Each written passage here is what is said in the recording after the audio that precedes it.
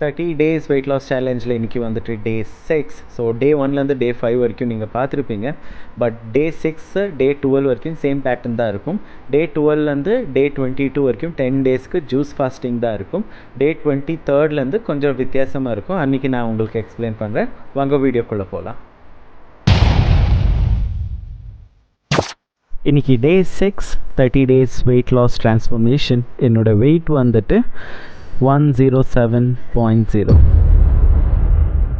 So 7 AM empty stomach வந்துட்டு ash card juice தான் எடுத்திருக்கோம். ஸோ பிரேக்ஃபாஸ்ட் 9 AMக்கு வந்துட்டு ஒரு ரவா மால்ட்டு, ரவா கஞ்சி, அப்புறமா 1 ஃப்ரூட், அது கூட வந்துட்டு 1 glass ஆஃப் பட்டர் மில்க்.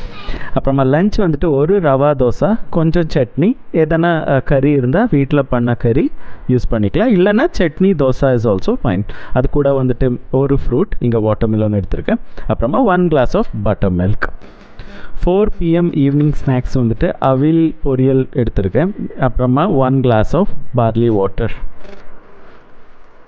இப்போ வந்துட்டு டின்னர் 7:30 PM ஒரு பீட்ரூட் பொரியல், கொஞ்சம் ஆயில் கம்மி போடுங்க, அப்புறமா வந்துட்டு 1 ஃப்ரூட், வாட்டர் மிலன் இங்கே எடுத்திருக்கேன், அப்புறமா வந்துட்டு 1 glass ஆஃப் பட்டர் மில்க். கொஞ்சம் ஹிங் போட்டிருக்கேன் பிகாஸ் கேஸ்ட்ரிக் அவாய்ட் பண்ணுறதுக்கு.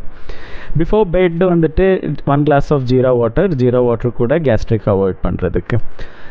டிப்ஸ் ஃபார் தி டே சொன்னால், நீங்கள் இந்த பொரியல் ஆகட்டும், இந்த தோசை ஆகட்டும், சட்னி ஆகட்டும், இந்த மாதிரி பண்ணும்போது லோவர் குவான்டிட்டியில் எடுக்கணும். ப்ளஸ் வந்துட்டு நீங்கள் ரொம்ப ஆயில் கம்மியாக போடணும், ரொம்ப ஆயில் போட வேணாம். 3 liters ஆஃப் வாட்டர், அப்புறமா 30 to 40 minutes of work out mandatory daily. Thank you.